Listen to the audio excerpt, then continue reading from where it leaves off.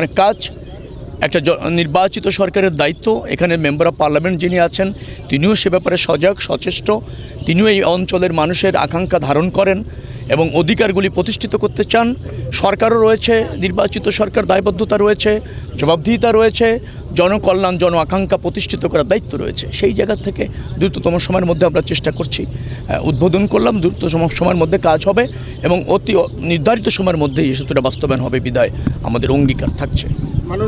আমার ছোট দুটো প্রশ্ন, একটা হয়েছে এই যে আমাদের এই যে গলাচিপা যেখানে আছে এই উপজেলার সাথে বেশ কয়েকটি চর অঞ্চল আছে। এখানে দীর্ঘদিন ধরে আমাদের একটা দাবি ছিল যে এই যে বদনাতলি টু চরকাজল এবং পানপট্টি থেকে কোরালিয়া এই দুইটি জায়গায় সিবোর্ড চালু একটা ব্যবস্থা, এটা এই এলাকাবাসীর দীর্ঘদিনের একটা দাবি।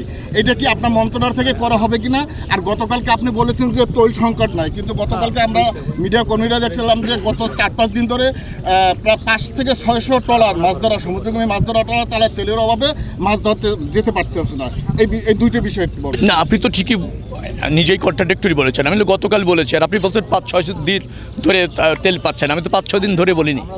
আমি গতকালকে রাত্রে 11টার থেকেই, গত পরশু রাত 11টার থেকেই পাবলিক পরিবহনে, মনে রাখবেন পাবলিক পরিবহন ঈদযাত্রার একটা চাপ আছে, সেখানে পাবলিক পরিবহনে পর্যাপ্ত তেল সরবরাহের সিদ্ধান্ত হয়েছে, 5-6 দিন আগে হয়নি। তো সেটাই আমি বলেছি যে পাবলিক পরিবহনে এই ঈদযাত্রা নির্বিঘ্ন করতে, পর্যাপ্ত যাত্রীর চাপ, তাদেরকে যোগাযোগ সুবিধাটা নিশ্চিত করবার জন্য পাবলিক পরিবহনে আগে যে রেশনিং পদ্ধতিটা ছিল সেটা পাবলিক পরিবহন থেকে প্রত্যাহার করা হয়েছে, পর্যাপ্ত তেল দেওয়া হবে এবং সেটা দেওয়া হচ্ছে। আর আপনার প্রশ্ন 5 দিন আগের থেকে পাচ্ছে না সেই প্রশ্ন, তারপরও আমার ধারণা হচ্ছে যে সরকার পর্যায়ক্রমে এই তেল সরবরাহটা নিশ্চিত করবার জন্য তৎপর আছে। কারণ এটা তো জানেন যে একটা জাতীয় সংকট পড়েছে, আন্তর্জাতিক সংকট পড়েছে। এই সংকট শুধু আমাদের না, সমস্ত জায়গায় আছে। আমাদের চেয়েও বিপজ্জনক অবস্থায় আছে জ্বালানি তেলের জায়গায় অনেক গুরুত্বপূর্ণ রাষ্ট্র। তারপরও আমাদের সরকার সর্বাধিক গুরুত্ব দিয়ে এই জ্বালানি সংকট থেকে বেরিয়ে আসার যা করণীয় সেটা করছে। নিশ্চয়ই এরপর তেল পাবেন পর্যায়ক্রমে। আপনি যেটা বলেছেন যে এই অঞ্চলে যে টার্মিনালের কথা বলছেন, তো এই অঞ্চলের নির্বাচিত জনপ্রতিনিধি আছেন, তিনি নিশ্চয়ই এ ব্যাপারে কনসার্ন আছেন। তার ওয়াদাও থাকতে পারে নির্বাচনের আগে। নিশ্চয়ই উনি ঢাকাতে, উনিও একটি মন্ত্রণালয়ের দায়িত্বে আছেন প্রতিমন্ত্রী হিসাবে। ডেফিনেটলি আমাদের একটা ডিও লেটার দিলে আমরা গুরুত্বের সাথে বিবেচনা করে সমস্যাটি সমাধানের জন্য যা করণীয় করব। এটা আমাদের কাজ, আমাদের দলের কাজ, প্রধানমন্ত্রীর কাজ, এটাই আমাদের অঙ্গীকার। আপনারা দেখবেন মাত্র 25 দিনের একটি সরকার, সবাই যার অবস্থান থেকে কাজ করছে, যার যে দায়িত্ব আছে সেটা পালন করার জন্য চেষ্টা করছে, জনগণের আকাঙ্ক্ষাকে প্রাধান্য দিয়ে, প্রত্যাশাকে প্রাধান্য দিয়ে, দাবিকে প্রাধান্য দিয়ে।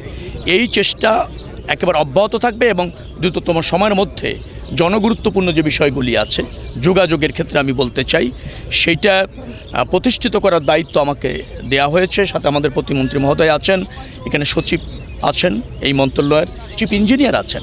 একটা টিম হিসেবে আমরা কাজ করছি, নিশ্চয়ই প্রাধান্য পাবে সব কিছু আমাদের মন্ত্রণালয়ে যেগুলো আছে।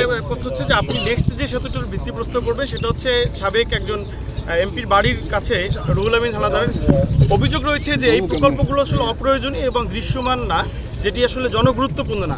আপনার সরকার তো সেটি ধারাবাহিকতা বজায় রাখছে, কারণ এটার পাশে লেবুখালী সেতু রয়েছে। এই ধরনের প্রকল্প যেটি অপ্রয়োজনীয় বা স্বজনপ্রীতির মাধ্যমে হয়েছে, এগুলোকে আপনারা আবার রেকটিফাই করবেন কিনা? না, আপনি যেভাবে অভিযোগ করেছেন আমি ওভাবে জানিনি। তিনি একসময় তার বাড়ির পাশ দিয়ে করার চেষ্টা করছিলেন, আমাদের ফিজিবিলিটি টেস্টে সেটা গুরুত্ব পায়নি। আমরা যে জায়গাটা সেতুটা করা দরকার ওনার বাড়ির পাশে না, তার থেকে অনেক দূরে এখন যেখানে হচ্ছে। এটা হয়তো আপনাদের ব্যক্তিগত বা গোষ্ঠীগত চিন্তার অংশ হতে পারে, এটা আছে, কিন্তু আমরা মনে করছি যে ওই সেতুটি যেখানে হচ্ছে সেখানেই হওয়া ন্যায্য। আমাদের মন্ত্রণালয় থেকে দেখা হয়েছে ওই সেতুটারও জনগুরুত্বপূর্ণ একটা দাবি এবং এটা একটা যোগাযোগ ব্যবস্থার একটা আমূল পরিবর্তন এখানে ঘটাতে সক্ষম হবে, এটা আমরা মনে করছি। যার ফলে এটার বাস্তবায়ন প্রক্রিয়া প্রায় সমাপ্ত, শুধু কাজ শুরু বাকি। এখন এই মুহূর্তে এসে যদি এইগুলিকে প্রাধান্য আমরা দিতে চাই তাহলে আরও কালক্ষেপণ হবে, এটা মনে করছি। তারপরে এই ধরনের কথা যেহেতু এসেছে, আমরা হয়তো উদ্বোধন করে যাচ্ছি, বাস্তবায়ন করবার ক্ষেত্রে আমরা পুনরায় বিবেচনা করে দেখব যদি জনগুরুত্বপূর্ণ না হয় এরকম দাবি যদি এই অঞ্চলের মানুষের থাকে, তাহলে সরকার সেখানে মনোযোগী হতে চাইবে না। কেন অর্থ খরচ করা হবে? জনগণের অর্থ জনগণ না চাইলে খরচ করা হবে না। কিন্তু আমার কাছে দাবি এরকম আছে, অনেক মানুষের দাবি এই সেতুটি এখানে বাস্তবায়ন হোক। আবার দু একজনের দাবিও আছে যে খুব বেশি কাজে লাগবে না। এখন ব্যক্তি পর্যায়ের দাবিকে যদি এভাবে আমরা গুরুত্ব দিতে চাই, তাহলে অনেক রাষ্ট্রীয় বৃহত্তর স্বার্থ অথবা ধরেন বৃহত্তর জনগণের রাইটটা অনেক সময় ডিপ্রাইভ হতে পারে। যার ফলে আপনি যে কথাটা বললেন সেটা যদি কোনো গুরুত্ব থেকে থাকে আমাদের কাছে বিবেচনা পাবে। আমরা ঢাকাতে ফিরে গিয়ে এটাকে আরেকটু যাচাই বাছাই করে দেখব যে কতটুকু এই ধরনের অভিযোগ বা ধরেন কত সত্যতা আছে, বা এটা যাচাই করে আমরা দেখব। যদি ওইরকম হয় প্রয়োজন হবে না। ঠিক আছে, থ্যাংক ইউ।